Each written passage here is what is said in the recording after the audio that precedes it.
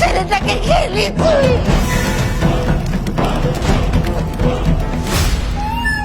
ওকে একেবারে এখান থেকে নিয়ে যান। এ আপনি কি বলছেন? আমার মতো শাশুড়ি পেয়েছে না, সেই জন্য জীবন একেবারে বদতে গেছে। কোথাও যাব না আমি। তোকে এখানে বসে বসে গেলে বাকে। আপনি আমাকে যতই পর ভাবুন মা, এই পরিবার আমার পরিবার, তাই আমি এই বাড়ি ছেড়ে, এই পরিবার ছেড়ে কোথাও যাব না। দাদা কিছু একটা করুন, আমি না খেতে পেয়ে মরে যাবো দাদা। দাদা বিরাট বড় মাল। পুরোটা বল। লিক লিক করে কেন?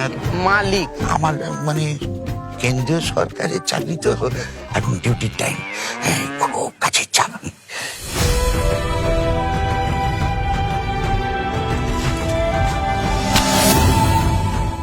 এটা গ্রামীণ স্বাস্থ্য কেন্দ্র।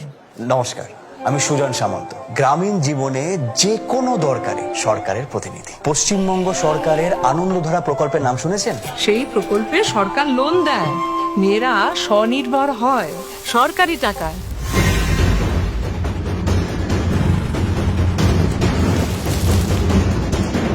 স্বনির্ভর হবে ভাবছো তো?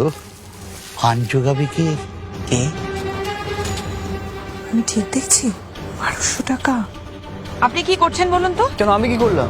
1200 টাকা অ্যাকাউন্টে পাঠিয়েছেন। ওটা আমি নয়, রাজ্য সরকার পাঠিয়েছে, লক্ষ্মীর ভান্ডার। সরকার টাকা দেয়? আমি লেখাপড়া করব, আমি নিজের পায়ে দাঁড়াবো। আপনি যাতে মাসে মাসে 1000 টাকা করে বার্ধক্য ভাতা পান, সেই ব্যবস্থা কিন্তু আপনার বৌমা করছেন। মাসে মাসে 1000 টাকা? তোমার স্বাস্থ্যসাথী কার্ড নেই? বড় রোগ ব্যাধিতে সরকারি বেসরকারি হাসপাতালে খরচার বড় অংশ রাজ্য সরকার বহন করে। মাথার উপর এমন মা মাটি মানুষের সরকার, আর তোমার মতো এমন লক্ষ্মীমন্ত বউ যেন সবার থাকে।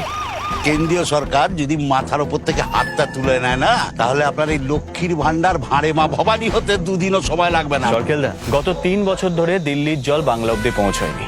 বাংলা কিন্তু থেমে থাকেনি। তাই লক্ষ্মীর ভান্ডার হোক বা কৃষক বন্ধু, পশ্চিমবঙ্গ সরকার মানুষের পাশে ছিল, আছে, থাকবে।